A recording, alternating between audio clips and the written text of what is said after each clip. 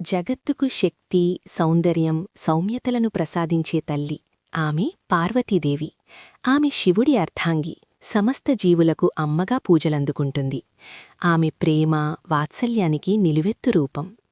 అయితే ఈ శాంతస్వరూపినియే అత్యంత భయంకరమైన, ఉగ్రమైన రూపమైన మహాకాళిగా ఎందుకు మారాల్సి వచ్చింది? విశ్వాన్ని గడగడలాడించిన ఆ రాక్షసులు ఎవరు?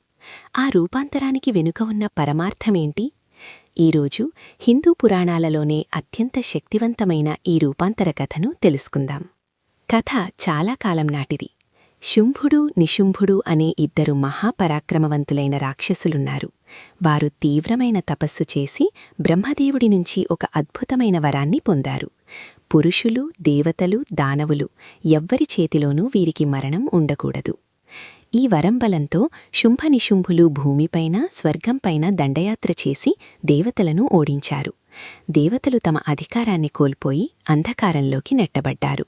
సకల లోకాలలో ధర్మం, న్యాయం కనుమరుగై అరాచకం తాండవించింది.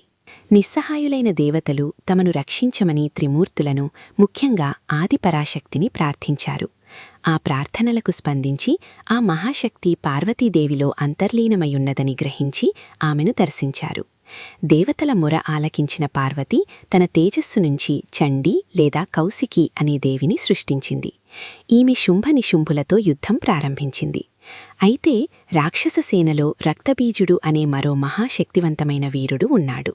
రక్తబీజుడి ప్రత్యేకత ఏంటంటే అతని శరీరం నుంచి ఒక్క రక్తపు చుక్క నేలపై పడితే ఆ చుక్క నుంచి తనంతటి శక్తివంతమైన మరో రక్తబీజుడు ఉద్భవిస్తాడు. చండీదేవి ఎంతగా పోరాడినా రక్తబీజుడి శరీరం నుంచి వేల వేల రక్తపు చుక్కలు నేలపై పడి లక్షలాది మంది రక్తబీజులు పుట్టడం మొదలుపెట్టారు. యుద్ధరంగం రక్తబీజుల సైన్యంతో నిండిపోయింది. ఆ సమయంలో దేవతలు, చండీదేవి కూడా తమ విజయం అసాధ్యమని భావించారు. ఈ భీకర పరిస్థితిని తన తేజస్సు ద్వారా చూసిన పార్వతీదేవికి తీవ్ర ఆగ్రహం కలిగింది. ఆమె తన శాంతరూపాన్ని, సౌమ్యరూపాన్ని వదిలి ఉగ్రరూపాన్ని ధరించాలని నిర్ణయించుకుంది. పార్వతీదేవి దేహం నుంచి అత్యంత భయంకరమైన ప్రళయాగ్నిలాంటి శక్తి ఉద్భవించింది. ఆ రూపమే మహాకాళి. ఆమె నల్లని వర్ణం, మెడలో రాక్షసుల తలల దండ, నడుము చుట్టూ తెగిన చేతుల పట్టి, బయటకు చాచిన ఎర్రని నాలుకతో భయాన్ని కలిగించే రూపం. ఆమె కళ్లలో యుగాంతపు కోపముంది. మహాకాళి యుద్ధరంగంలోకి అడుగుపెట్టింది. ఆమె ఉద్దేశం ఒక్కటే, రక్తబీజుడి రక్తం ఒక్క చుక్క కూడా నేలపడకుండా అతన్ని సంహరించడం. మహాకాళి తన భయంకరమైన నాలుకను చాచి రక్తబీజుడిపై దాడిచేసింది. ఆమె ప్రతి దెబ్బ తర్వాత అతని శరీరం నుంచి చిమ్మే రక్తాన్ని ఒక్క చుక్క కూడా నేలపడకుండా తానే తాగేసింది.